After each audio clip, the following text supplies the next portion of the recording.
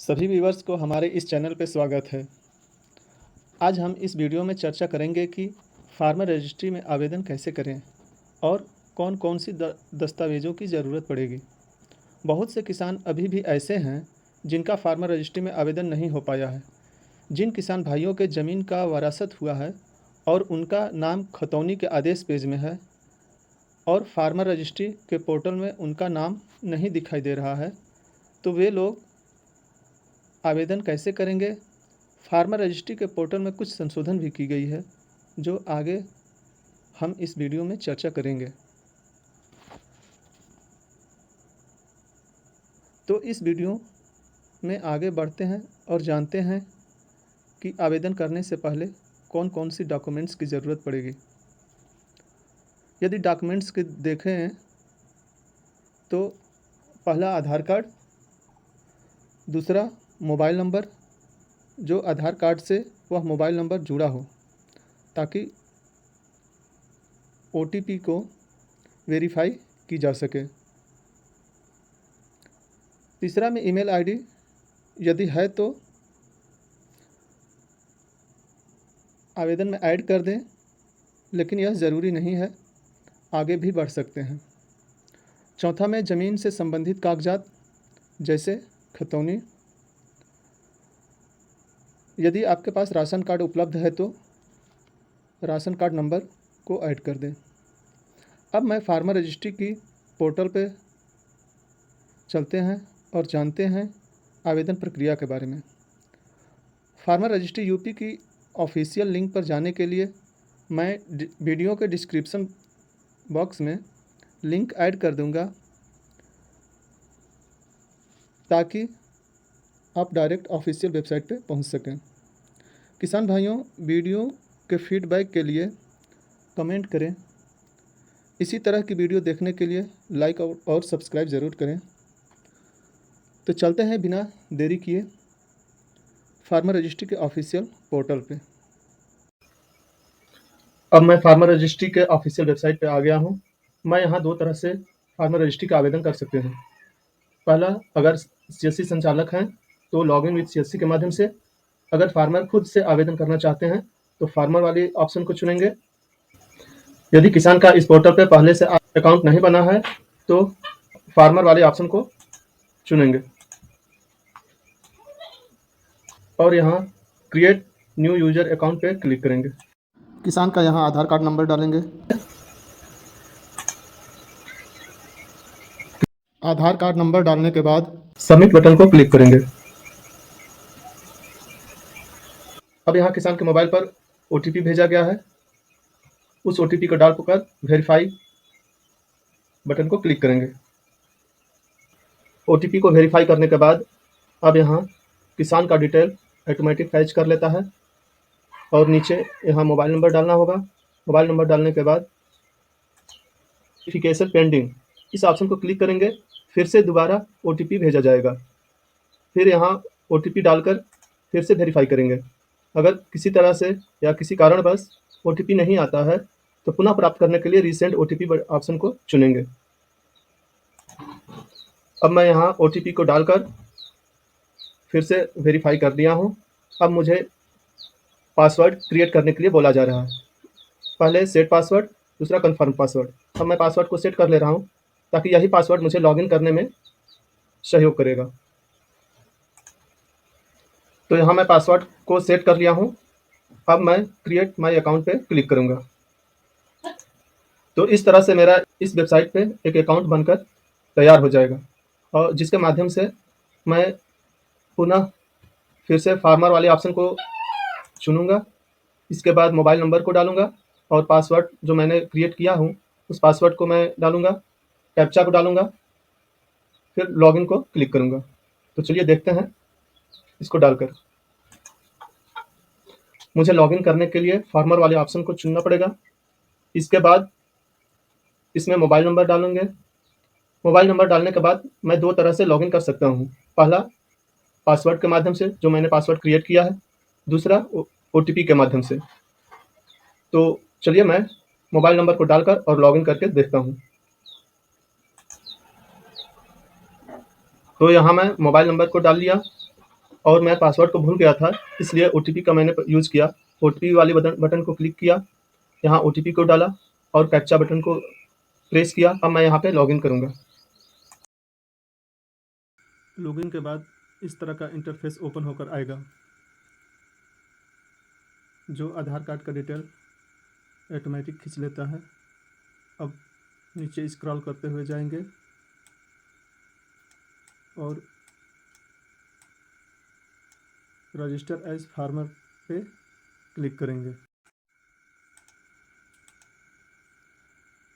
इसके बाद इस तरह का इंटरफेस ओपन होगा। इसमें पूछा जा रहा है, do you want to change your registered mobile number, यानी क्या आप अपने रजिस्टर्ड मोबाइल को चेंज करना चाहते हैं। तो मैं नहीं चेंज करना चाहता हूँ, इसलिए नो ऑप्शन को क्लिक करेंगे। नेक्स्ट पेज पे आने के बाद यहाँ कॉन्टैक्ट डिटेल्स में मोबाइल नंबर अपने आप भरा हुआ मिलेगा। Email address, inter email address, यानी अगर आप चाहें तो वहाँ अपने ईमेल एड्रेस को टाइप करके ऐड कर सकते हैं और उसे वेरीफाई कर सकते हैं। नीचे की ओर बढ़ेंगे, farmer details, farmer names as per Aadhaar, यानी जो आपका आधार में नाम है वो यहाँ पे दर्ज मिलेगा।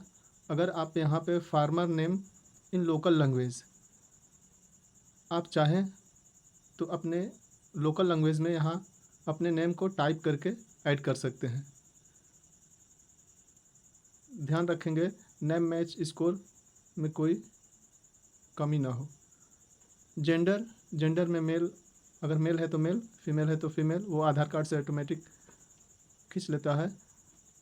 Caste category, select caste category, यहाँ इसमें यदि फार्मर ओबीसी हैं या एससी हैं, एसटी हैं, जो भी हैं इस ड्रॉप डाउन से चुन लेंगे। डेट ऑफ बर्थ यहाँ देखने को मिलेगा आपका जो आधार कार्ड में ऐड है। एज, आइडेंटिटी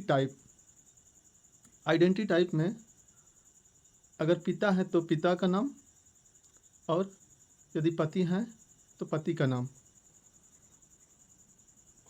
यहाँ पे देखने को मिलेगा।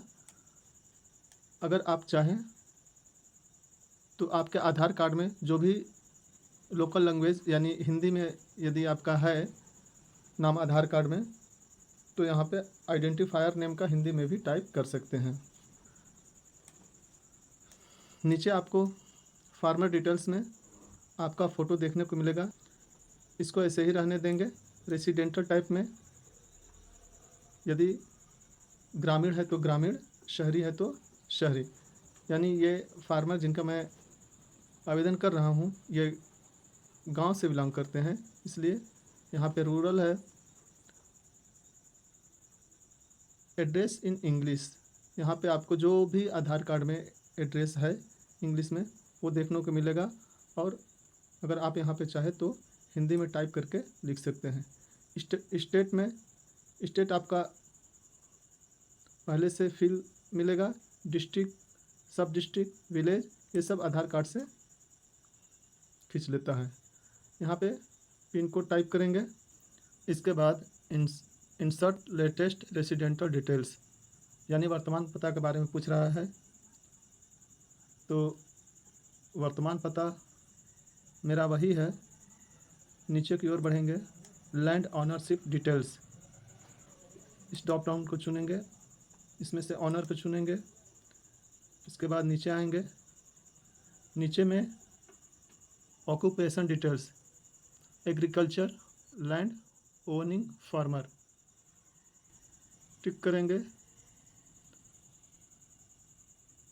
लाइन डिटेल्स, लाइन डिटेल्स में फैच लाइन डिटेल्स को क्लिक करेंगे। अब यहाँ हमारा स्टेट, मैं यूपी का भर रहा हूँ तो मेरा यूपी ऑटोमेटिक शो कर रहा है। यहाँ से मैं डिस्ट्रिक्ट को चुनूँगा, यहाँ से सब डिस्ट्रिक्ट को चुनूँगा और यहाँ से विलेज को चुनूँगा। तो चलिए इसे चुनकर आगे बढ़ते हैं। इस ड्रॉप डाउन से अपने ज़िले को चुन लिया हूँ, यहाँ सब डिस्ट्रिक्ट को चुना हूँ, इसमें विलेज को चुन लिया हूँ, और यहाँ सर्वे नंबर में अपने ज़मीन की खतौनी से जो गाटा नंबर या खसरा नंबर होता है उसे यहाँ पे टाइप करके और सबमिट बटन को क्लिक कर देंगे। किसान भाइयों ध्यान देंगे इस ऑप्शन पे कि बहुत से किसान अभी भी ऐसे हैं जिनका फार्मर रजिस्ट्री में आवेदन नहीं हो पाया है। वजह यह है कि कई लोगों का तो आधार कार्ड में नाम और खतौनी में नाम एक समान ना होने की वजह से वो आवेदन करने से वंचित हो जाते हैं। बहुत से किसान ऐसे हैं जिनके माता या पिता की मृत्यु हो चुकी है और वे लोग अपने ज़मीन की वरासत कराए हैं और उनके खतौनी में नाम आदेश में होने की वजह से इस ऑप्शन में शो नहीं करता है। हम इस वीडियो में चर्चा करेंगे कि ऐसे किसान जिनका वरासत हुआ है और खतौनी में नाम आदेश में पड़ा है, मेन पेज पे ना होने की वजह से जो लोग वंचित हैं आवेदन करने से, वे लोग किस प्रकार से आवेदन अपना पूरा कर सकते हैं। लेकिन ध्यान देंगे कि जो आधार कार्ड में नाम है वही आपका नाम खतौनी में हो। यहाँ select owner and identifier name को ड्रॉप डाउन से चुनेंगे। अब इस ड्रॉप डाउन के माध्यम से मैं उस किसान को नाम को ढूंढूंगा कि वो मिलते हैं कि नहीं। मैं जिन किसान का फार्मर रजिस्ट्री का आवेदन कर रहा हूं, इस ड्रॉप डाउन में उन किसान का डिटेल नहीं मिल रहा है। इस ड्रॉप डाउन में फार्मर का नाम नहीं शो कर रहा है, तो my name is there in the list of owners इस ऑप्शन को क्लिक करेंगे। अब मुझे सब सर्वे नंबर को सिलेक्ट करने के लिए बोला जा रहा है, तो मैं सिलेक्ट कर लेता हूं। इसके बाद इस तरह का इंटरफेस ओपन होकर के आएगा। अब इस ड्रॉप डाउन के माध्यम से हम उन किसान का डिटेल्स देखेंगे कि उनका नाम शो कर रहा है या नहीं। तो यहाँ पे मुझे उन किसान का नाम शो कर दिया। जिस किसान का मैं लैंड डिटेल ऐड किया हूँ, उनका ज़मीन से संबंधित यहाँ सभी गाटा नंबर देखने को मिलेगा और मैं खतौनी के हिसाब से सभी गाटे नंबर को मिलाकर उसे सेलेक्ट करके सबमिट बटन को क्लिक करेंगे। इसके बाद वेरीफाई ऑल लैंड को क्लिक करेंगे। नीचे स्क्रॉल करेंगे।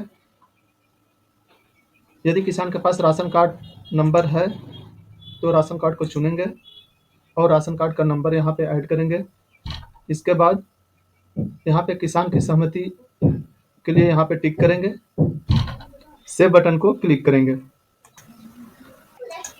सेव बटन को क्लिक करने के बाद आधार कार्ड से जुड़ा हुआ मोबाइल नंबर पे OTP जाएगा। उस OTP को ऐड करके सबमिट करके आवेदन प्रक्रिया को पूरा कर सकते हैं।